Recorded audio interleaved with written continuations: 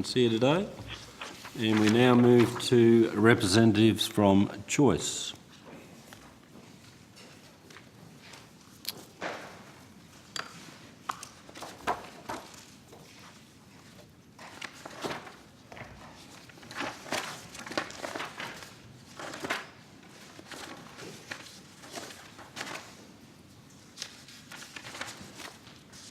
Now, for the Hansard record, could you each please state your full name and the capacity in which you appear today? Alan Kirkland, CEO, Choice. Sarah Agar, Campaigns and Policy Advisor, Choice. Now, would you like to make a brief opening statement before we go to questions? Thank you, Chair. I might start by, explaining partly the role and nature of Choice and why we are interested in these issues. Choice is Australia's largest consumer organisation. We've been around for 55 years and we have over 160,000 members and over 50,000 campaign supporters nationally, many of whom have supported our work on these issues. Choice is not unique within the consumer movement in having a concern about the nature of modern trade agreements or the way in which they are negotiated or the public engagement around those processes. This is perhaps one of the issues that unites consumer organisations around the world. It dominates international discussions between consumer groups, and that's particularly so around the Pacific Rim and across the North Atlantic, given the importance of the TPP and the TTIP processes. And I guess those concerns are for several reasons. One is, as other witnesses have stated, that these agreements are in many ways no longer about trade. They intrude into areas that affect consumer rights, that affect access to goods and services for consumers, including very important goods such as medicines. But they also increasingly affect the right of governments to legislate in the public interest in the future. For a very live example of that risk, I would point to the current debate around country of origin laws, where we've welcomed the government's commitment to improving labelling of food products in relation to the country of origin of ingredients. Over 26,000 consumers have signed up to our campaign supporting better labelling laws, and this issue is consistently rated the most important issue by Choice members and the general public when we ask them about issues where they'd like to see improvements in the interests of consumers. Now, if poorly drafted, treaties could stop governments from improving food labelling laws in the future, and indeed, in our discussions around the government's plans, it appears that trade obligations, the suggestion that existing trade obligations might tie the government hands, seem to be some of the strongest barriers to better labelling laws, although we're quite confident that in this case they can be overcome. But trade treaties could, in fact, tie the hands of governments to improve labelling laws in the future. Our call in general for the treaty-making process is for greater transparency, and that's a call that's been backed by 14,000 consumers who've signed our petition on the TPP, on transparency around the TPP in particular. But for us, transparency has several levels. It means greater access to the process for parliamentarians as a treaty is being negotiated, as occurs to some extent in the US. It also includes greater access to the treaty process for key interest groups, and we would say that's not just for business groups as occurs in the US, but also for a range of stakeholder groups, including in particular consumer groups. But beyond that, we also think there is a need and a community sentiment in favour of much broader public engagement, and there is indeed a much higher public expectation of public dialogue around what might come out of these sorts of treaties and what the government's position is in the negotiation process. So that's, I guess, our greatest call here, and we can talk through our recommendations in more detail and around greater transparency. We have, of course, also flagged the need for great caution around ISDS clauses, and ultimately our position is that ISDS clauses should not be included in modern agreements, given the risk that they pose to the ability of governments to legislate in the public interest in the future. And I guess the best economic analysis that we have from the Productivity Commission that there's no net benefit to the Australian economy from ISDS clauses. Thank you.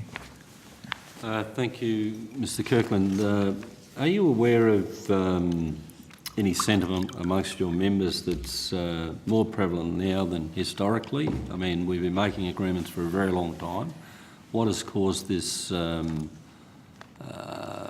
disquiet, if there is any disquiet, in your membership about free trade agreements? I don't have any research on that, but I would be fairly confident in saying, pointing to a few factors, I guess. One is, I think, around the ISDS issues. I think that the Philip Morris case has raised community concern about the way in which treaties can undermine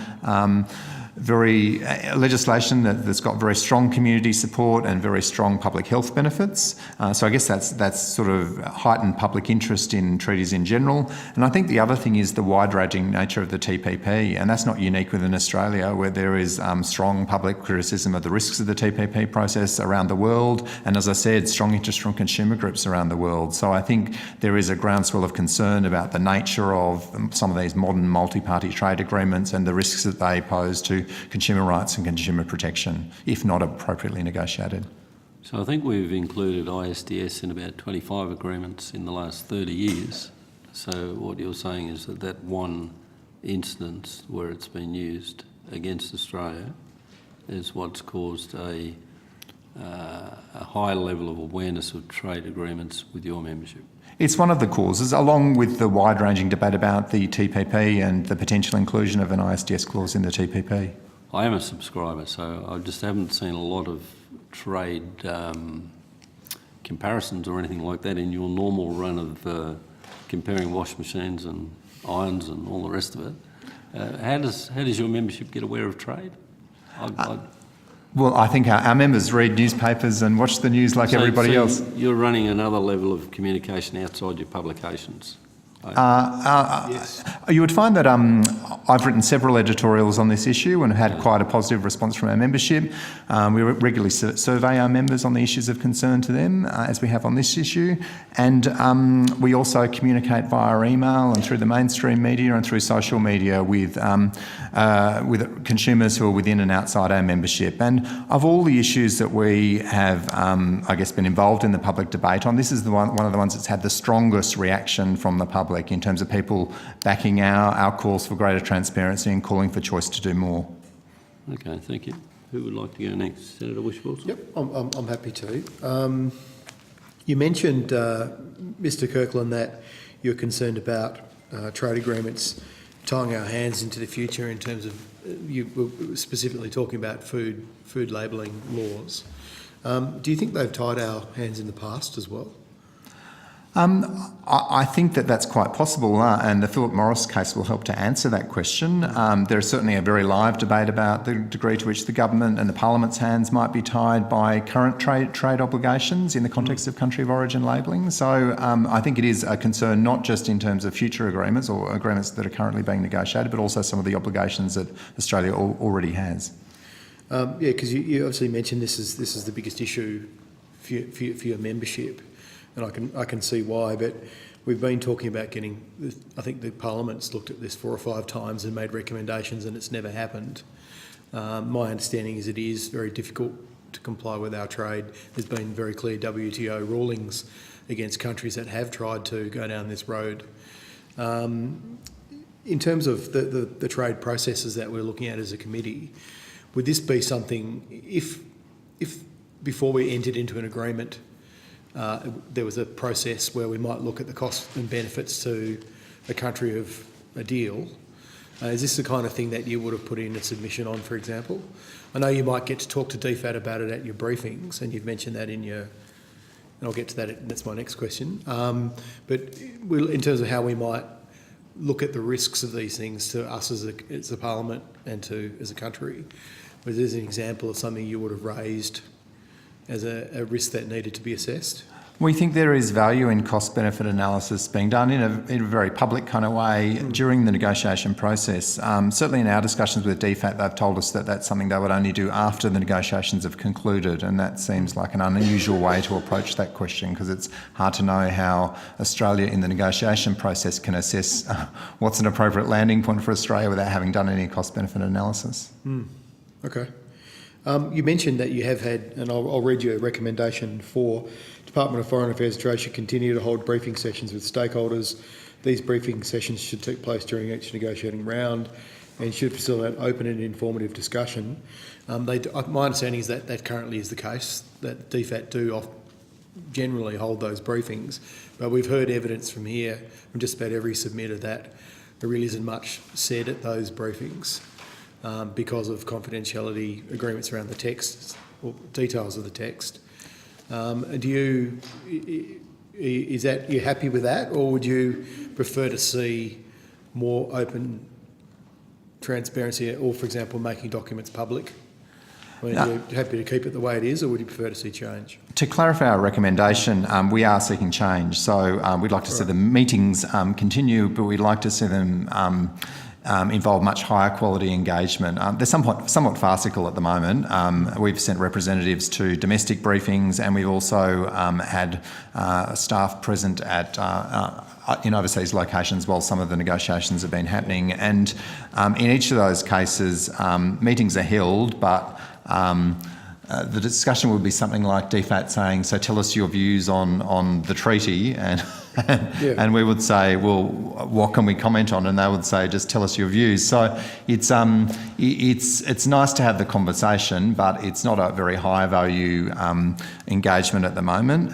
So we've made a number of recommendations about a stage way in which you could improve transparency, so that groups such as ours are actually able to respond in a much more informed way.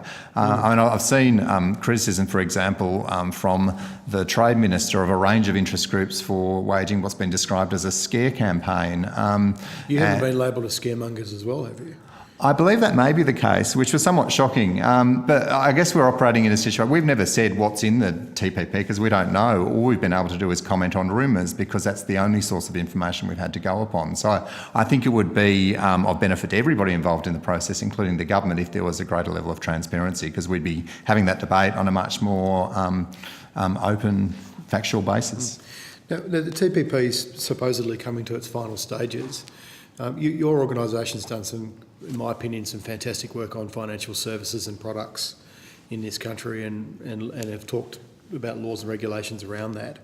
The Trades in Services Agreement is, my understanding, in its early stages. Have you had any input into that already in terms of the potential impact on financial services? I'm just trying to look at an example whether you're aware of what's going on, and if you're aware of it, are you involved? No, we haven't had any involvement in that process so far. Okay. Just thought that might be an interesting. Just in relation to food labelling laws. Actually, no, I won't. I'll leave it for now, Chair. I'll come back if there's other. So, just a very general question. So, you're representative of a group of concerned consumers. How do these recent free trade agreements impact on them in very specific ways? I mean, can you give us an example of that? Absolutely. So one of the common themes in terms of the priorities that consumers would like to see us work on is better labelling laws. And that crosses over a range of fields. So country of origin labelling is probably the strongest area, but better nutritional labelling has also been a really important priority for our consumers, and for a significant number of people, issues like accurate labelling of products that include palm oil is also important. So to the extent that agreements might stop the ability of the Australian government to change those laws in the future, that has a direct impact on issues that people care about. In terms of some of the rumoured content of the TPP, the sorts of issues that would have direct consumer impacts would be any changes to IP law, IP laws, or IP treatment of pharmaceutical patents. Digital rights? You just mentioned in your submissions there about the removal of Australian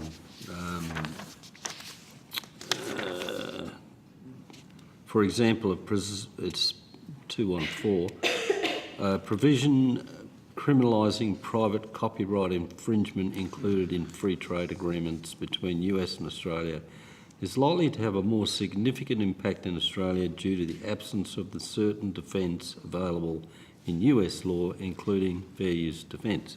Now, I have absolutely no idea what all that means, so I'm sure that a lot of consumers out there have no idea. So can you actually just say what that is all about?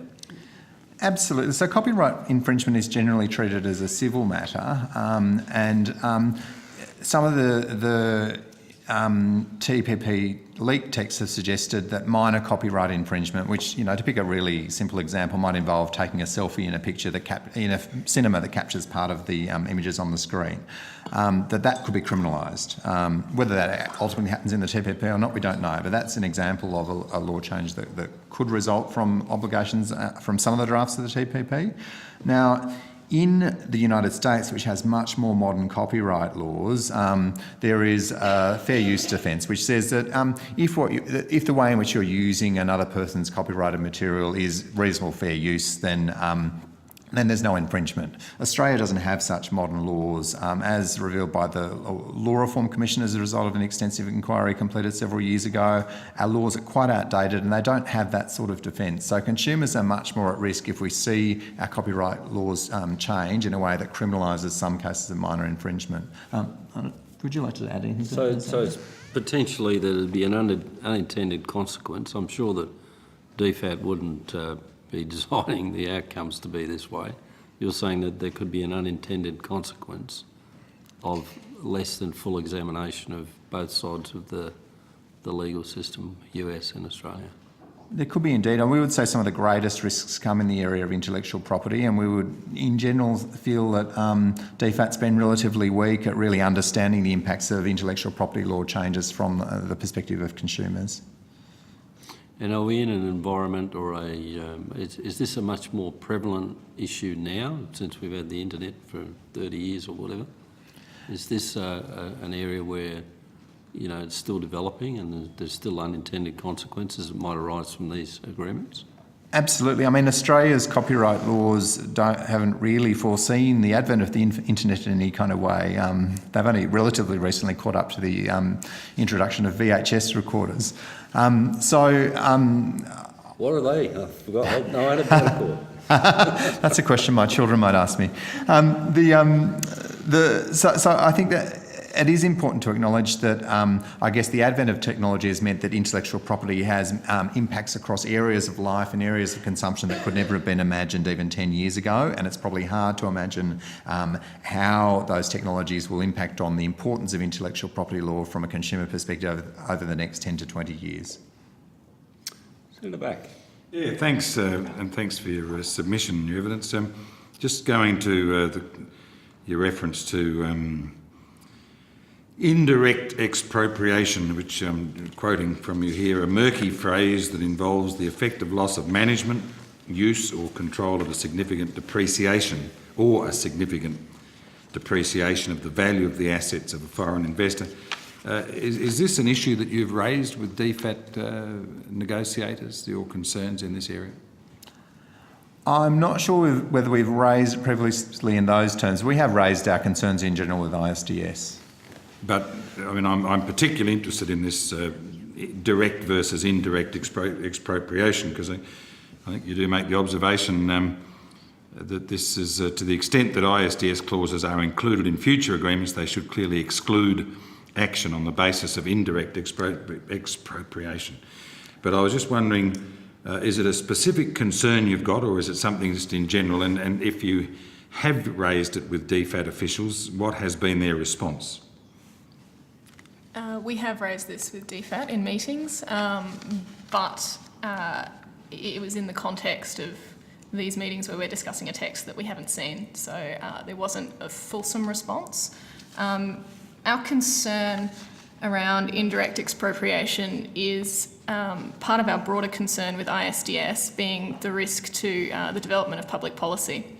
And when we look at that risk, it seems that one of the more direct ways of reducing it would be to remove references to indirect expropriation. There may be ways of drafting an indirect expropriation clause that perhaps reduces those risks somewhat, but I have yet to see an example of a workable clause. Yes, because you've made the observation, I'm very interested in it, enabling action under ISDS for indirect expropriation of profit compounds the risk of constraining the Australian government's ability to develop public interest policy. And therefore you go on to say the government should have the power to make executive decisions, create laws in the public interest, obviously, because this is fundamental and in fact comments the Trade Minister has made, and that is that there's no intention in any of these to actually subvert or to undermine Australia's public interest policy. I'm particularly concerned or interested as to what, if any, negotiations, discussions, feedback you've had in relation to those concerns. It has been very limited. Our last discussion with DFAT was not conclusive as to whether or not this was something that was being considered in negotiations. Sure. I'll just take you to your recommendation 9, and I'll preface it by saying that my interest in this whole area is as one who was involved in IP-related business in Southeast Asia, the Indian subcontinent and the Middle East. So therefore, where all of the dialogue that presents to this committee refers to ISDS in the context of Australia, I look at it very much through the eyes of one who probably got out of some of those countries only with the shirt on my back and not much else, wishing that there might have been ISDS provisions that could have protected us. So you'll understand I look at it through different eyes. Which brings me to your recommendation 9. Action should not be permitted under ISDS unless the party bringing the action has first exhausted all domestic legal avenues. And as I read it, I did reflect to myself I probably wouldn't have even had the shirt on my back had I tried to have exhausted all of the domestic avenues available to me in those countries. In the absence of these protections, there is just nothing to protect, in this case, an Australian business. So I just wonder the extent to which you think that's a reasonable recommendation, that somebody would have to go through all of Australia's domestic legal avenues before they could actually bring a claim, indeed if they thought they had one. Well, certainly we think it's reasonable in terms of making sure that the playing field is even with foreign businesses operating in Australia in comparison with Australian businesses. It seems unfair on the face of it that one company would be required to go through a domestic legal process and another company can leapfrog that process and go straight to an international tribunal where we've seen documented issues with due process there. Except to say, with respect, a domestic company would have probably far more leverage in our own legal system because we are familiar with it, we are of it. We probably have dialogue with legal firms and others, don't we? I'm thinking back to my own experience in other jurisdictions, largely in developing countries. You just simply don't have that familiarity, let's call it, with the domestic legal system. So I just ask the question in that context. I just wonder the extent to which it is really a disadvantage for, let's call it, a domestic company as opposed to a foreign company. I guess it's sort of a basic principle that if you're doing business in a country, then you're subject to those laws. And as a minimum, I guess we'd say that should somebody seeking to take advantage of an ISDS clause should at least take all reasonable steps within the domestic legal system to resolve the dispute. And of course, this doesn't relate to all sorts of disputes or legal issues that a company doing business overseas might have. It's very specific to the provisions of an ISDS clause. Yes. I mean, you make some observations about the Australia-US free trade agreement, which didn't have an ISDS clause in it, but of course, again, both countries with highly developed legal systems, both, fully developed and with long trading relationships. But nevertheless, I thank you for that. I thank you for your submission. Thanks, Jim. Senator Bush-Wilson. Yes, look, I was interested in this tension within trade deals around producer groups and consumer groups. And we had evidence today from Australian Industry Group around their members' concerns. They've around 60,000 members or businesses they cover. With the China free trade agreement, it's been negotiated around issues of dumping, and, cheap, unsafe products. You're on the other side of that equation with consumer concerns. Have you been consulted at all on the China free trade deal in terms of how you would manage not certifying, but certainly providing the information you need to do, which no doubt Senator Gallagher will see in your newsletters when they come out. Have you been consulted on the risks and concerns around quality, that those cheap, poor quality products that we heard about today? I don't believe that we have. Okay, would that be an issue of concern? I mean, how do you? It's probably a bit outside the scope of reference, but yeah, I'd be interested in how you actually. I know now you do a lot of research on imported products as well as locally made products, but would that be something that would swamp you if we started seeing changes to imports? We would say the first port of call should be our domestic law, and we have quite strong product safety laws in Australia, and indeed there are recent examples of ACCC action against major retailers around product safety issues for imported goods. So it may well be that there are improvements that need to be made to those laws or processes, but I think that should be the first port of call, is to work out whether our domestic laws are fit for purpose, whether they can be improved before looking to, I guess, do it through an international process. Because I guess the advantage of domestic laws is that they're much more easily changed by Parliament in the future to adapt to changing circumstances, as long as an international agreement doesn't curtail the right of Parliament to do that. That was actually was going to be my next question. I mean, in that situation, if domestic laws did change, for example, around dumping, which is something we have looked at in this Parliament, we've looked at the onus of proof as being potential legislative change. I mean, that could trigger an ISDS based on what we understand, because essentially that's a domestic law that would potentially impact on a trade agreement. And it does heighten the risks around ISDS, which is why, I mean, in general, our position is it's better not to include them in agreements, but if they are included, then the carve-out clauses need to be as robust as possible. So in this case, would carve out so much, then what's the point of even having them in the first place? But that's my cynical view, but yes. I think that I agree with you. I don't think we should have them either, but no one's surprised by that. I think the drafting is extremely challenging. And I think, I mean, even if you look at the ISDS clause in the CAFTA agreement, I mean, it's often held up as an example of a modern ISDS clause that attempts to deal with some of these challenges. But if I can just find the text, it refers to regulatory actions by a party that are designed and applied to protect legitimate public welfare objectives such as public health, safety and the environment. Now, that would appear to, I guess, address the product safety issues. My concern with this sort of clause, though, is that it, on the one hand, talks about legitimate public welfare objectives, but then it refers to examples, which in a way will constrain the interpretation of what legitimate public welfare objectives are in the future. And I think it's difficult to, I guess, foresee what are the different domains of public welfare that there might be community interest in the future and that Parliament may wish to legislate in. And these agreements could well curtail the ability to legislate in some of those areas in the future. Thank you. Would that also include health initiatives like obesity and alcohol consumption, which was put by the Medical Association? I think that is a real risk depending on the nature of any ISDS clauses and the robustness of the carve-outs.